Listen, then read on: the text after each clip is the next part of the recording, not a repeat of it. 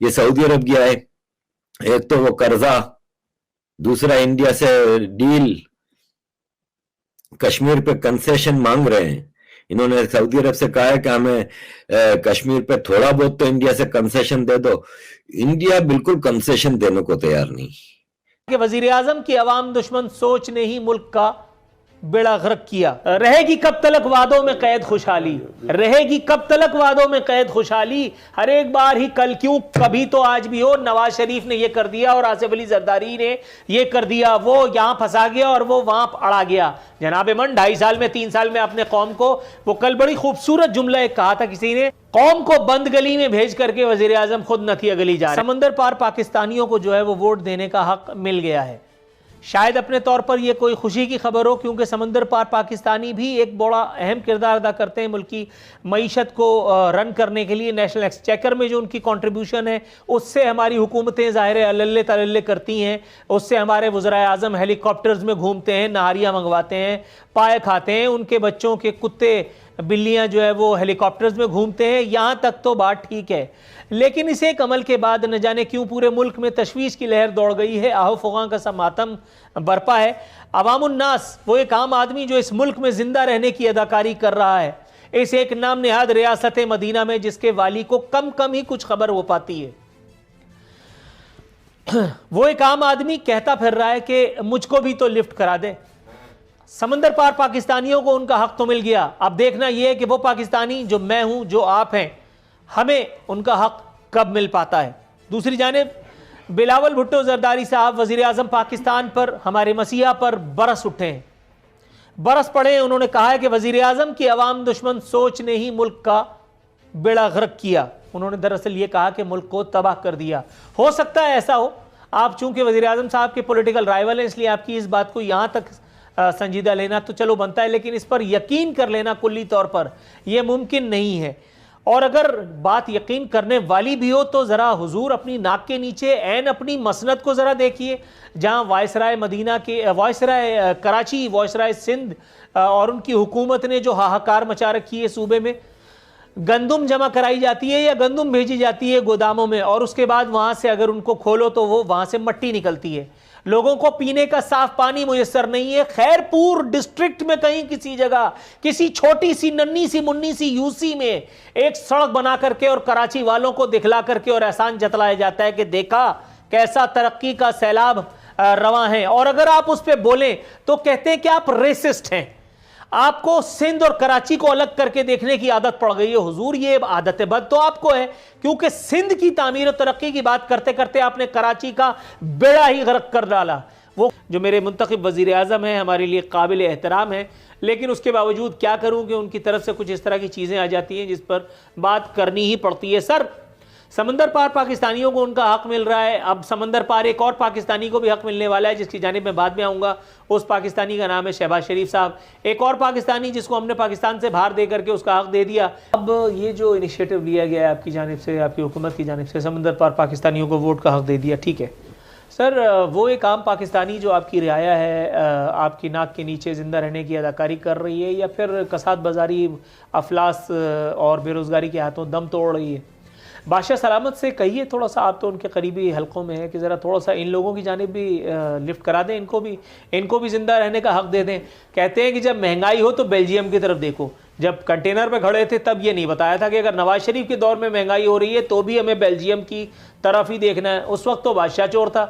अगर साद रफ़ीक के दौर में कोई ट्रेन का हादसा होता था तो डायरेक्ट साद रफ़ीक का इस्तीफ़ा तलब किया करते थे। शेख रशीद के दौर में 100 से ज़्यादा हादसा हुए, लेकिन शेख रशीद का ट्रांसफ़र तक नहीं हुआ अल्हम्दुलिल्लाह। उसके बाद फिर मुल्क का सबसे ताकतवर एक ओहदा उनकी झोली में आन गिरा। सर, मेरा ख्याल है कि बहुत हो गई नहीं?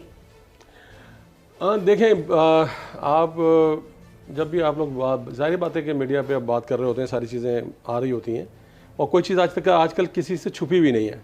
अगर आवाम का बुरा हाल है तो भी सबको पता है, और अगर महंगाई बढ़ रही है तो इसके भी मैं डिनाई नहीं करूँगा कि महंगाई नहीं बढ़ रही, महंगाई बढ़ रही है। अच्छा, उसके अवामिल की तरफ बात करने जाओ तो आप कहते हैं यार वही घिसी पिटी बातें शुरू कर देते हो कि फलां गवर्नमेंट ने ये किया, फलां गवर्नमेंट ने ये किया। आज जो है ओवरसीज़ पाकिस्तानी को हक देने की बात कर रहे हैं तो दोनों जमातें खिलाफ खड़ी हुई हैं। सबसे बड़ी इस वक्त लाइफ लाइन जो बनी हुई है पूरी पाकिस्तानी अवाम की, जो आप कह रहे हैं अल्ले तल्ले जो है हम करने के जा रहे हैं, गवर्नमेंट करने जा रही है, ये तो पाकिस्तानी अवाम के लिए क्या जा रहा है? जितना बड़ा रेवेन्यू जनरेट करके, जितना मैं ये नहीं कह रहा, You took me wrong, sir, very wrong, sir. Let me put it right.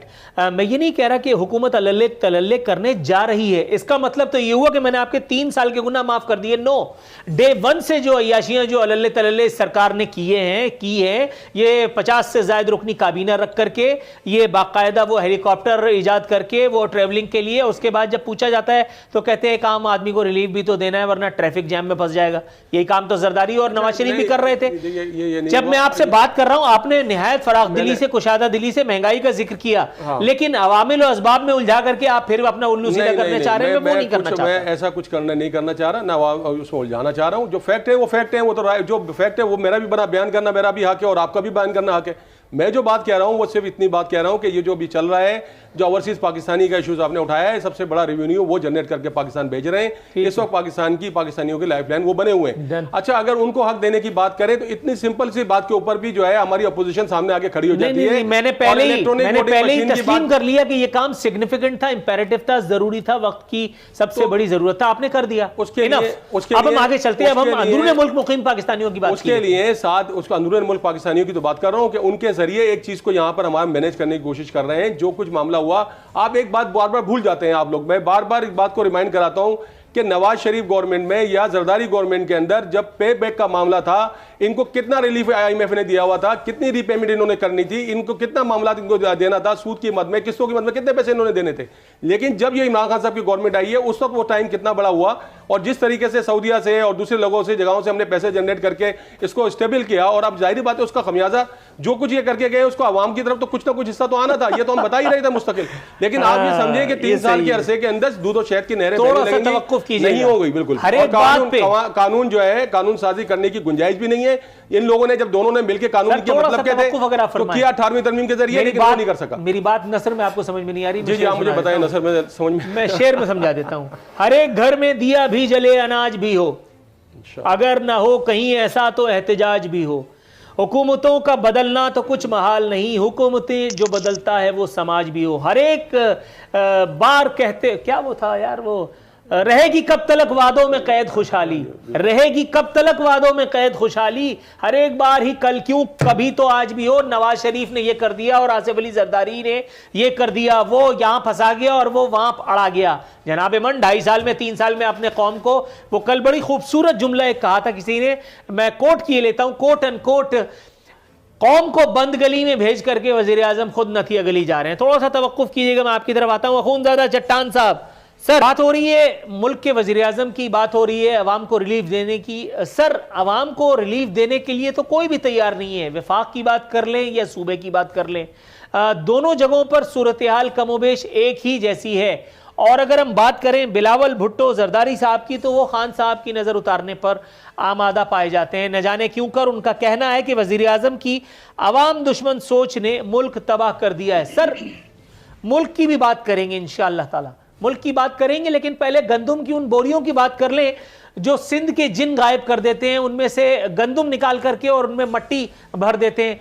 वो गंदुम जो गोदामों से निकाल करके और फिर बड़े बड़े नामचीन इन्वर्टेड कॉमास में लोगों की बात कर रहा हूं, जिनके घर के गोदामों में ये गंदुम पड़ी पड़ी ख्वार हो जाती है, खराब हो जाती है, लेकिन मेरे मसीहा को वॉइस राय सिंध की खबर लेने का ख्याल तक नहीं आता है कि वजीर आजम की सोच ने मुल्क को तबाह कर दिया। मैंने जैसे कहा कि एक दूर अफ्तादा गांव की किसी छोटी सी पसमानदा यूसी में एक लूली लंगड़ी सी बुढ़िया सी मरियल सी सड़क बना करके और सईद गनी और मुर्तजा वाब और नासिर शाह साहब की फौज यहां हमें ट्वीट दिखा करके हमारे सीनों पर मूंग दलती है। सर कराची और सिंध का जब हम बात करते हैं तो आप ये कहते हैं कि कराची भी सिंध है, मान लिया, कब तक यही बता करके जान छोड़ाएंगे।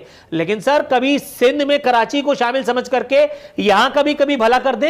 ये मत कहिएगा कि कादिर खान मंदूखेल भी जो है वो इसे इनाम की वजह से जो आपने कराची और सिंध के लोगों को दिया है जीत पाए। मंदूखेल साहब के बारे में हम आगे जाके तफसील से बात करेंगे। फिर मैं पूछूंगा कि वो नीम जियाला क्यों कर जीत पाया। जी सर। कराची को इनका पूरा हक नहीं मिल रहा है, और अगर कराची में काम नहीं हो रही है तो कराची में एक पार्टी के 13 MNAs है और 22 MPAs है। और वहां पे दूसरे पार्टी की भी 17-15-16 MPs ये और इस तरह के 5-6 MNAs ये। इन लोगों का ये क्या कर रही है ये मुंतखब नुमाइंदे? उनको चाहिए ना कि वो अपने हल्के के लिए, अपने शहर के लिए आवाज उठाए। मैंने तो इनके लिए कभी आवाज नहीं उठाते हुए देखा। मैंने तो उनको असेंबलियों में इनके लिए एहतजाज करते हुए कभी नहीं देखा। तो अगर इस तरह का माहौल है जिस तरह का आप कह रहे हैं, तो फिर कराची के जो मुंतखब नुमाइंदे हैं, अगर वो अपने कराची के लिए आवाज नहीं उठा रहे हैं, तो फिर वो उस ओहदे के काबिल ही नहीं है। दूसरी बात आपने की गंदम की और के मीठी निकल रहे हैं, लोग घरों में डाल रहे हैं। तो करप्शन चाहे बलूचिस्तान में हो रहा है, चाहे सिंध में हो रहा है, चाहे पंजाब में हो रहा है, इसका जिम्मेदार है मरकजी हुकूमत, इसका जिम्मेदार है जनाब मोहतरम इमरान नियाज़ी साहब और PTI जिसके इंसाफ के वोट पे और जिन्होंने करप्शन के नाम पे वोट लिया था।